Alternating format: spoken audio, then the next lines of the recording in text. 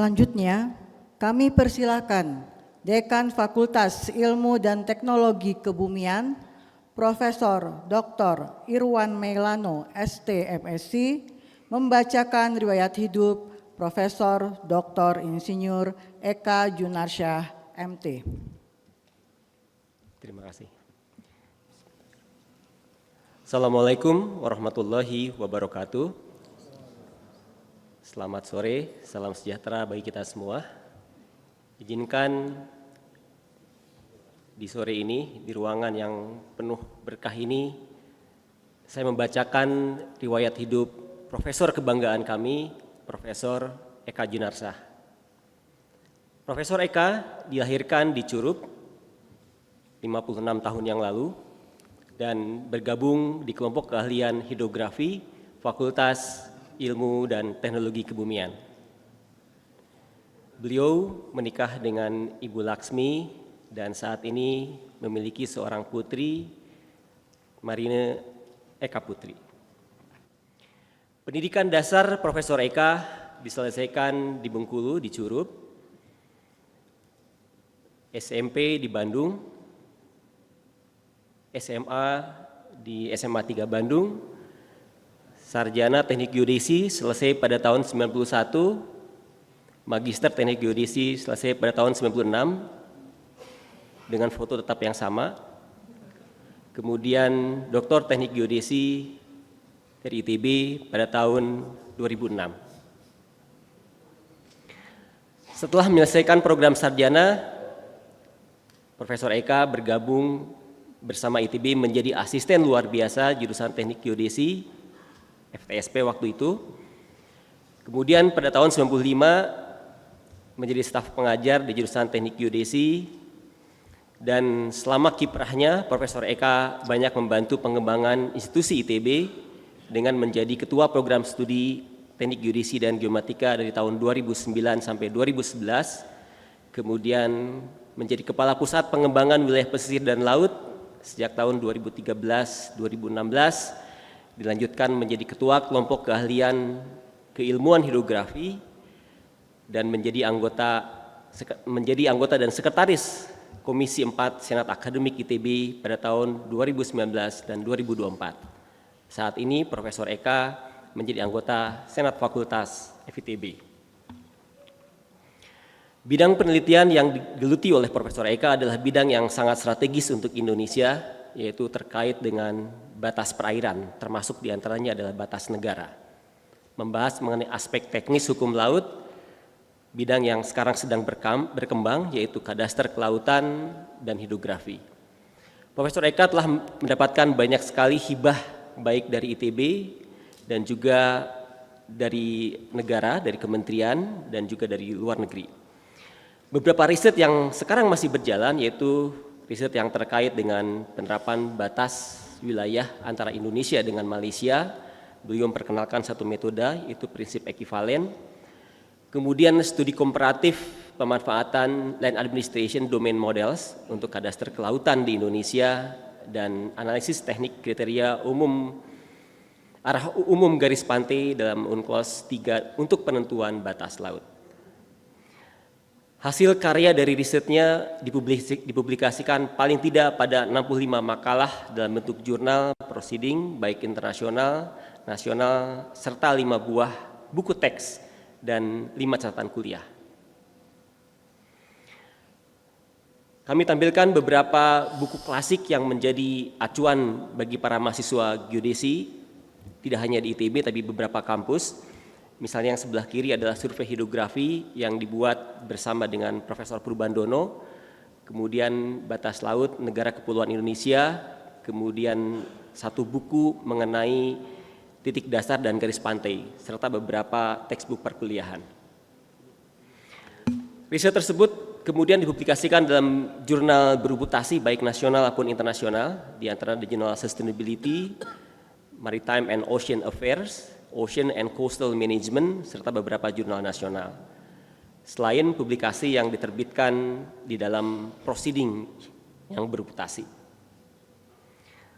Selama menjadi dosen, Profesor Eka telah meluluskan 154 mahasiswa lulusan program sarjana, 14 program magister, dan 2 program doktor. Belum termasuk beberapa alumni yang berasal dari STAL, UNWIM, dan juga dari TENAS. Profesor Eka mendapatkan berbagai penghargaan dengan spektrum yang berbeda, menjadi juara pertama double bergu bulu tangkis, piala tetap dan juga piala bergilir Rektor ITB tahun 2007, Satya Laksana Karya Satya 10 tahun Republik Indonesia dan juga 20 tahun, serta penghargaan dari ITB 25 tahun. Selain juga first winner in badminton tahun 2015, beberapa tahun yang lalu. Kemudian Satya Laksana Dwidya Sista dari Presiden RI tahun 2015 dan juga penghargaan dari ITB dalam bidang pengajaran pada tahun 2024. Berikut adalah penghargaan yang pernah diraih oleh Profesor Eka. Silakan dilanjutkan. Dan ini adalah piagam tanda kehormatan atas kontribusi selama 10 tahun, 20 tahun, dan 25 tahun, serta penghargaan dalam bidang pengajaran yang diberikan pada tahun ini, tahun 2024. Hobi Profesor Eka cukup bervariasi, catur, kemudian badminton, ada hobi yang saya perhatikan baru-baru ini, yaitu senam, ini baru-baru saja, kemudian lari, berenang, dan yang paling kanan paling konsisten yaitu kuliner, sampai punya IG sendiri. Dan juga ada hobi yang lain yaitu hobi survei di balut traveling. Ini diantaranya Jatiluhur tahun 89, Batam 94, di Kelan tahun 2000, kemudian Pangandaran, Laut Sulawesi, Tanjung Priuk, Bali, Ujung Genteng, Nias, izinnya survei. Kemudian dilanjutkan. Demikian yang bisa saya sampaikan riwayat hidup dari Profesor Eka Junarsyah. Terima kasih untuk kesempatan yang diberikan. Wassalamualaikum warahmatullahi wabarakatuh. Berikutnya, kami persilahkan Profesor Dr. Insinyur Eka Junarsyah MT untuk menyampaikan orasi ilmiah.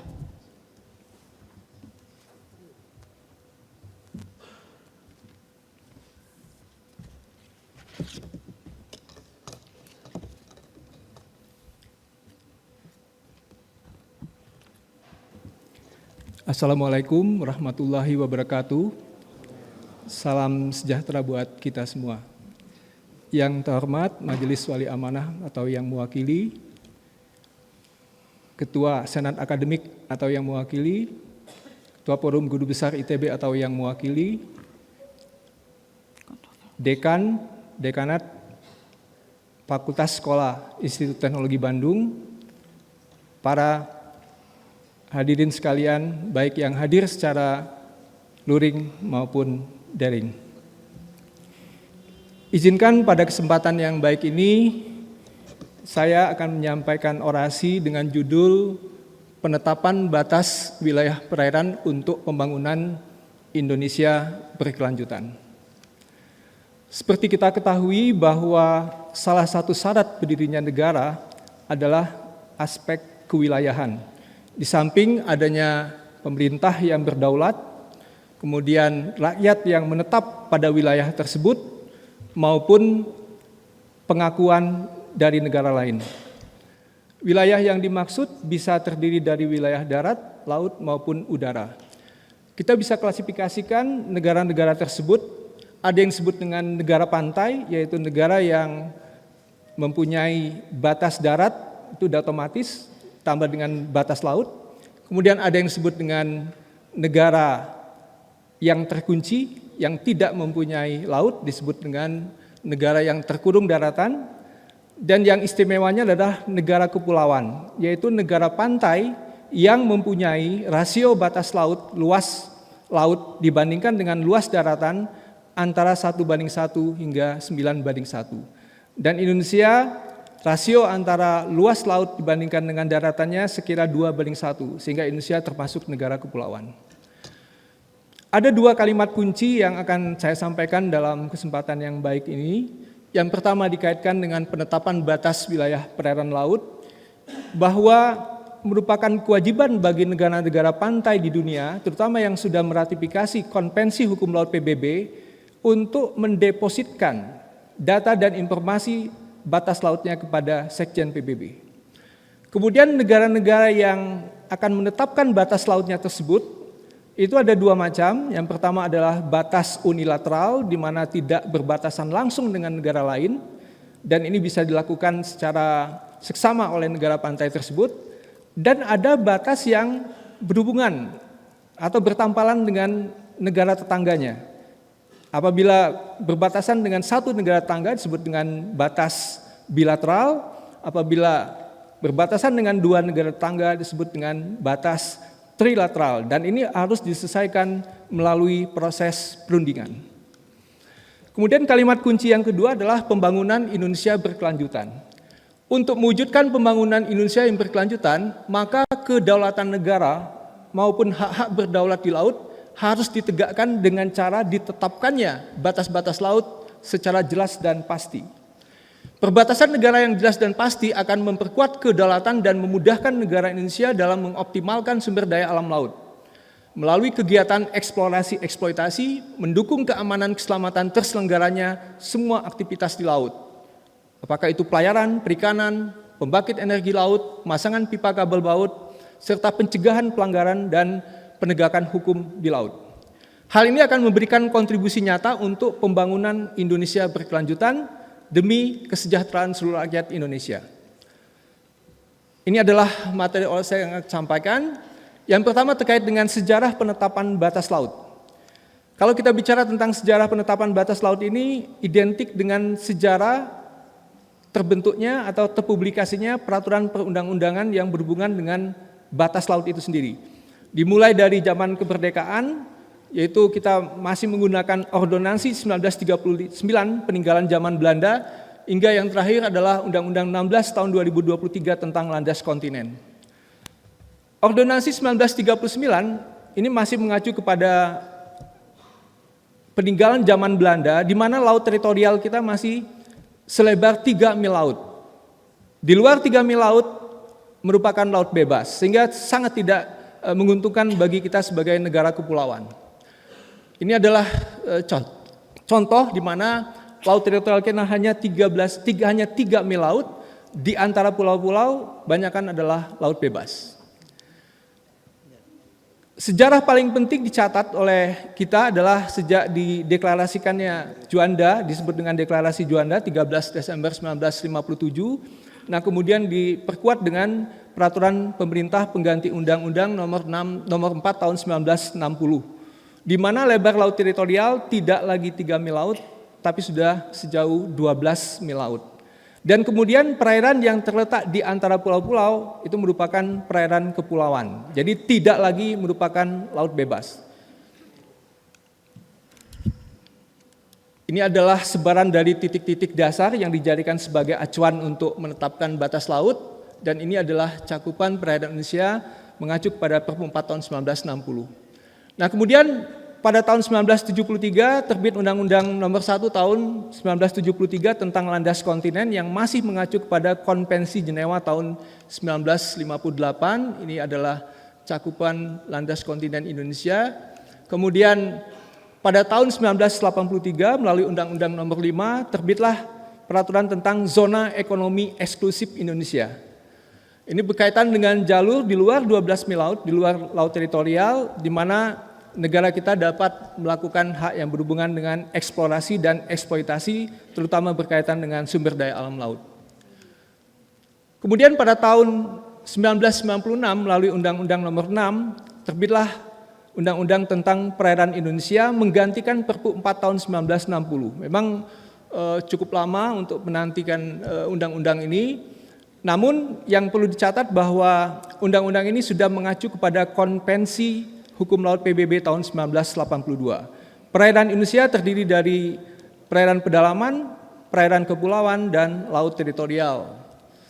Dan kemudian dari undang-undang ini terbitlah beberapa peraturan pemerintah yaitu misalnya peraturan pemerintah nomor 61 tahun 1998 tentang titik-titik dasar di Kepulauan Natuna.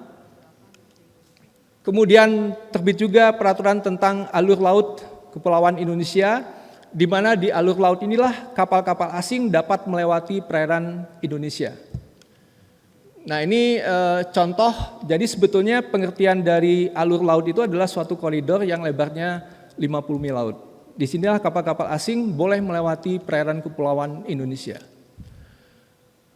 Kemudian terbit juga PP 38 tahun 2002, ini adalah daftar koordinat geografis dari titik-titik dasar yang selanjutnya kemudian didepositkan ke PBB dengan juga setelah diperbaiki melalui PP 37 tahun 2008. Kemudian pada tahun 2008 juga terbitlah Undang-Undang Nomor 43, di sini adalah disebutnya adalah Undang-Undang Wilayah Negara yang sebetulnya merangkumkan ya peraturan perundang-undangan sebelumnya. Di sini adalah untuk memberikan kepastian hukum dan kejelasan kepada warga negara. Nah, yang terakhir produk yang berkaitan dengan batas itu adalah Undang-Undang 16 tahun 2023 tentang landas kontinen. Ini juga penantiannya sangat lama ya, dari Undang-Undang 173 ke tahun 2023 50 tahun ya. Nah, tapi yang perlu dicatat bahwa Undang-Undang Landas Kontinen ini sudah mengacu kepada Konvensi PBB Hukum Laut tahun 1982. Nah, ini adalah cakupan landas kontinen yang mengacu kepada UNCLOS 1982. Terakhir, ini adalah peta Negara Kesatuan Republik Indonesia tahun 2017 yang diterbitkan oleh Badan Informasi Geospasial.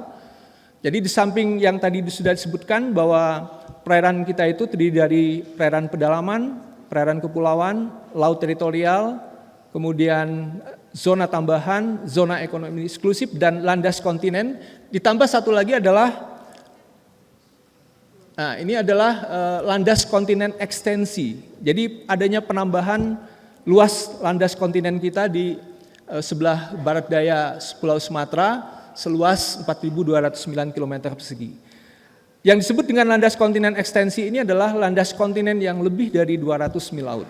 Gitu. Jadi kalau 200 mil laut itu adalah normal, tapi dengan upaya tertentu, dengan bukti-bukti ilmiah tertentu, kita dapat mengklaim landas kontinen yang lebih dari 200 mil laut. Tentang konsep penetapan batas laut, ini singkat saja, bahwa pada dasarnya sederhana sepertinya gitu ya. Jadi batas laut itu ditetapkan ya secara normal itu dari garis air das sepanjang pantai. Garis air das sepanjang pantai itu adalah pertemuan antara kedudukan muka laut pada saat surut dengan topografi pantai. Dia akan membentuk garis di sepanjang ini. Ya. Nah, garis ini yang kemudian disebut sebagai garis pangkal normal. Ini adalah garis pangkal yang utama untuk menetapkan batas-batas laut yang tadi disebutkan. Nah, ini sebagai gambaran setelah, kalau tadi kita melihatnya dari samping begitu ya, kalau kita lihat dari atas, inilah nanti yang disebut dengan garis pangkal normal itu. Nah, kemudian batas-batas laut, seperti tadi yang sudah disebutkan, batas laut teritorial, zona ekonomi eksklusif, dan landas kontinen ditentukan dari garis ini ke arah laut, ya, ke arah laut. Nah, di samping penggunaan garis pangkal normal, juga kita bisa menggunakan garis pangkal yang lain, misalnya adalah garis pangkal lurus, kemudian garis penutup sungai, teluk, pelabuhan, dan ini yang istimewa karena kita merupakan negara kepulauan, kita dapat menggunakan garis pangkal kepulauan. Nah, ini adalah rangkuman dari berbagai kriteria untuk memilih mana garis pangkal yang paling sesuai untuk menetapkan batas laut. Nah, bagaimana pengalaman Indonesia sendiri? Di sini kita dapat membaca bahwa Indonesia telah melaksanakan survei base point untuk menetapkan batas-batas lautnya itu. Pemerintah Indonesia menugaskan kepada Dinas Hidrografi Oseanografi Angkatan Laut, ada yang hadir di sini mewakili, dan selesai tahun 1995, termasuk proses verifikasinya. Dihasilkan peta garis pangkal yang menyajikan juga batas laut teritorial dan zona tambahan dengan skala 1:200.000, peta zona ekonomi eksklusif 1:1 juta, peta ALKI skala 1:100.000, 300.000, Dan kemudian pada 11 Maret 2009, Indonesia juga sudah mendepositkan daftar koordinat geografis titik-titik dasar atau titik-titik garis pangkal Kepulauan Indonesia kepada Sekjen PBB. Jadi salah satu kewajiban sebagai negara yang sudah meratifikasi UNCLOS sudah dipenuhi oleh Indonesia. Nah, ini adalah produk yang dihasilkan, tapi di sini yang saya tampilkan hanya indeksnya saja. Nah, ini adalah yang sudah didepositkan ke Sekjen PBB, peta ilustratif dari sebaran titik-titik dasar garis pangkal Kepulauan Indonesia. Jadi kita catat ada 195 titik dasar, ada 160 garis pangkal lurus kepulauan, dan ada 32 garis pangkal normal atau garis pangkal biasa. Nah, ini adalah survei base point, sebetulnya verifikasi ya, karena survei base point-nya sendiri sudah dilaksanakan oleh Disidros.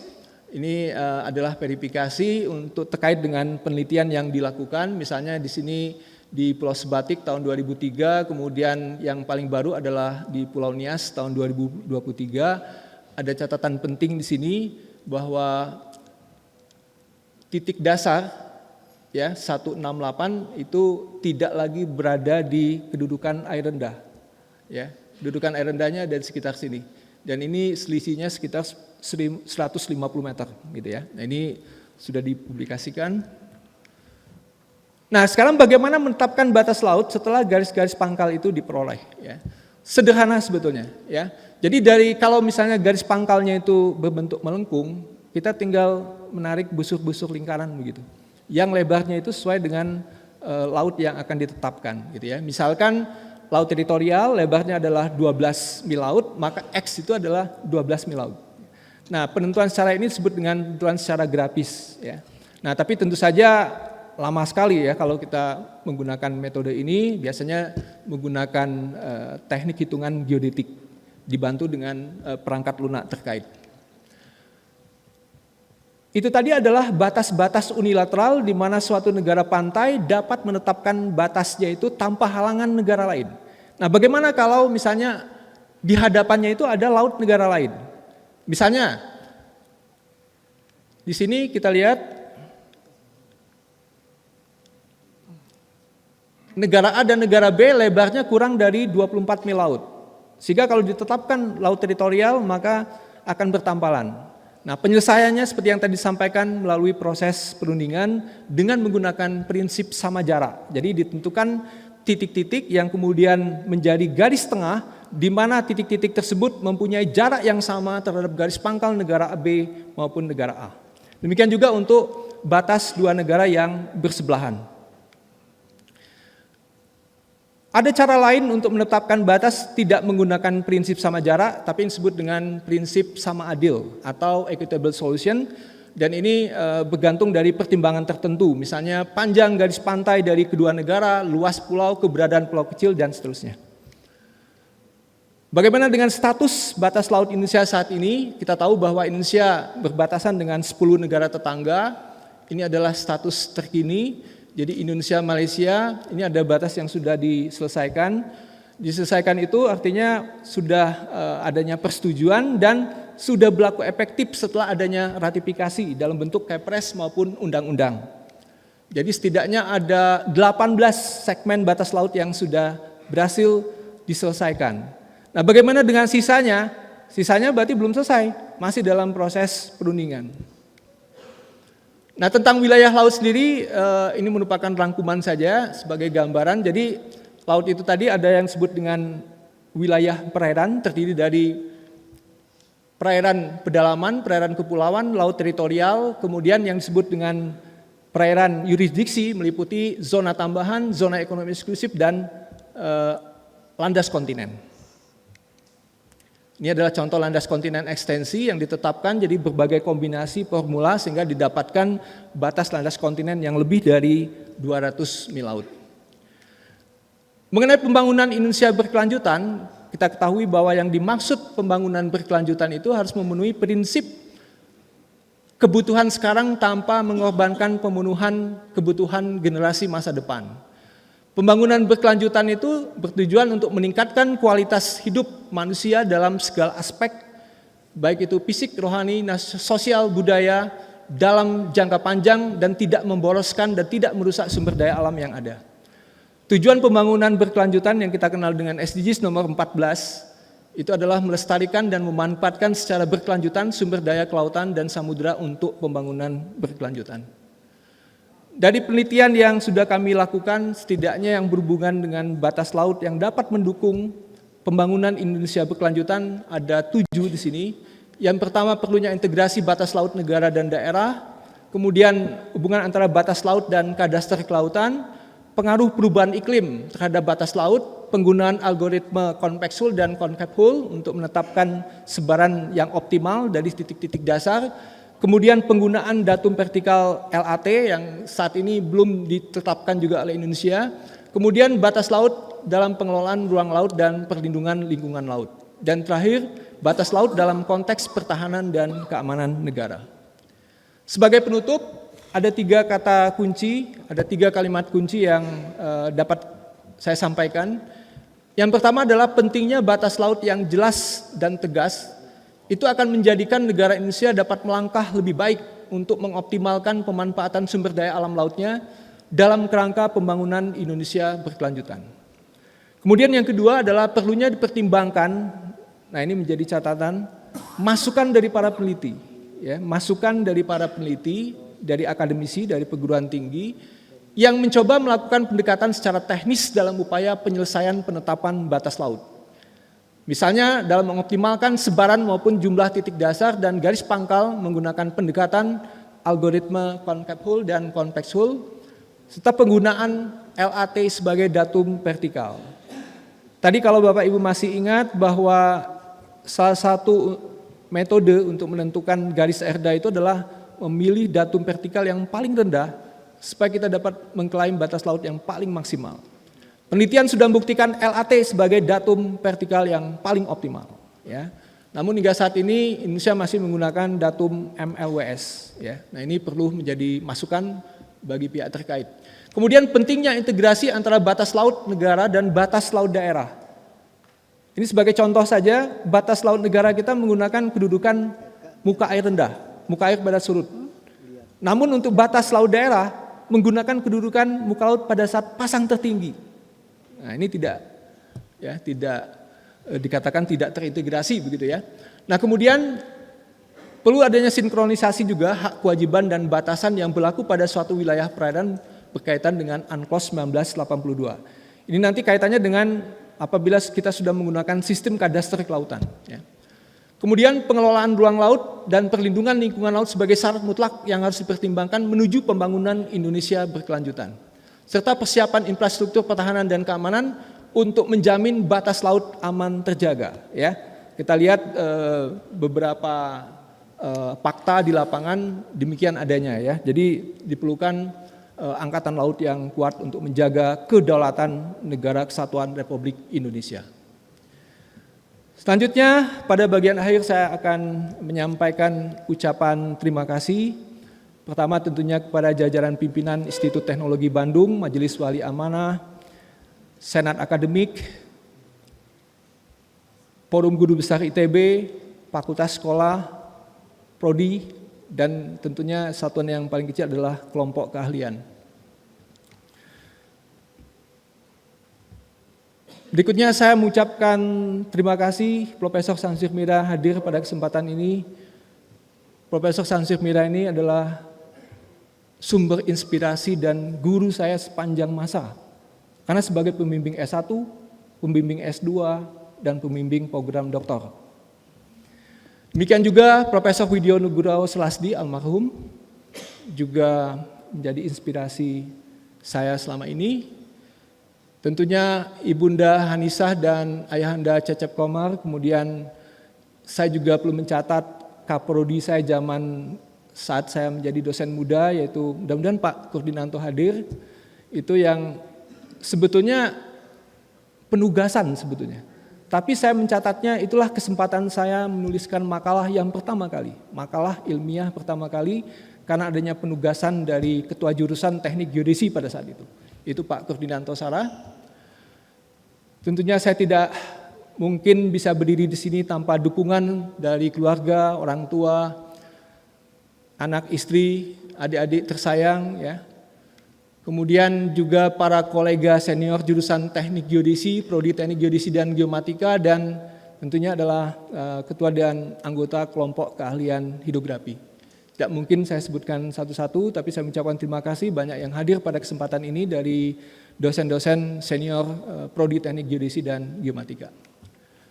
Kemudian juga yang tiap 2 minggu selalu mengingatkan saya kapan selesai gitu ya, papernya kapan. Ini adalah Badan Kerja Senat Akademik BKSA periode 2019 sampai 2024. Kemudian ini adalah profesor pemberi rekomendasi untuk kenaikan jabatan ke guru besar, Profesor Hermawan Kadipoyono, Profesor Hasanuddin Z. Abidin, kemudian Profesor Ketut Wikantika, Profesor Edi Asubroto yang tidak bisa hadir pada kesempatan ini, Profesor Diki R. Munab dari Sostek, Profesor Tio Adiono, Ketua Komisi 4, di mana selama 5 tahun saya mendampingi beliau sebagai Sekretaris Komisi 4 ITB. Kemudian Profesor Trias Aditya, ini adalah Profesor Geodesi yang pertama dari Universitas Gadjah Mada. Dan ada satu kolega saya pada waktu mengikuti training di Cina, yaitu Profesor Miahan dari Myanmar. Terima kasih untuk mereka semua. Nah, kemudian ini adalah saya juga mengucapkan terima kasih kepada para peneliti, dan lebih banyak lagi adalah anggota peneliti, mahasiswa S1, S2, dan S3. Jadi publikasi saya dalam 4 tahun terakhir ini sangat didukung oleh anggota tim peneliti ini, mahasiswa S1, S2, dan S3. Kemudian juga saya mengucapkan terima kasih kepada kolega dari berbagai perguruan tinggi yang juga hadir di sini, dari UGM, dari ITS, dari STTL, dari ITERA, dari UNPAD, yang juga menjadi teman diskusi maupun teman dalam melaksanakan riset atau penelitian kolaborasi. Kemudian lembaga profesi kemasyarakatan yang juga saya terlibat di situ, yaitu Masyarakat Hidrografi Indonesia, kemudian Ikatan Superior Indonesia, perwakilannya juga hadir pada kesempatan hari ini. Dan kemudian ini adalah Profesor Eti Agus dari UNPAD, kopromotor S3 saya dan juga sebagai ahli hukum laut internasional. Kemudian kolega junior saya dari UGM, yaitu Dr. Imade Andi Arsana, dan ada satu pengamat yang suka mengkritik saya, yaitu dari Geodesi 86, Edi Prahasta. Kemudian teman-teman dari SD SMP Curup, dari SMA 3 Bandung, dan dari Geodesi 1985 yang dikurung itu yang hadir pada kesempatan ini. Ada dari Geodesi 85 ada Pak Arif yang merupakan Deputi Informasi Geospasial Dasar dari BIG, terima kasih. Kemudian juga dari berbagai instansi yang lain. Kemudian ini adalah para kompatriot saya dari program Lemhanas yang disebut dengan program reguler angkatan, yaitu tahun 2018 disebutnya adalah PPRA 8 Lemhanas Republik Indonesia. Hadir Deputi Gubernur Indonesia Pak Doni, terima kasih Pak Doni Jono, mewakili teman-teman dari Lemhanas. Kemudian ini dari kementerian lembaga yang membantu selama ini dalam proses penelitian. Dan terakhir saya membacakan kode kehormatan guru besar. Dalam mengemban amanah Guru Besar Institut Teknologi Bandung, saya akan menjaga kehormatan guru besar dengan selalu meningkatkan kompetensi keilmuan, membangun lingkungan masyarakat keilmuan saya, serta memberikan keteladanan dan manfaat atas keberadaan saya. Untuk itu saya akan selalu megang teguh janji dan ucapan saya, mempertahankan integritas dengan menjaga kejujuran, kepercayaan, kebijaksanaan, keadilan, saling menghormati, bertanggung jawab, dan menjaga nilai-nilai ITB dan masyarakat. Semoga Allah Subhanahu wa Ta'ala selalu memberikan petunjuk dan lingkungan kepada saya. Bandung, 18 Mei 2024, Profesor Eka Junarsa. Sekian, mohon maaf atas segala kekurangan. Terima kasih. Assalamualaikum warahmatullahi wabarakatuh.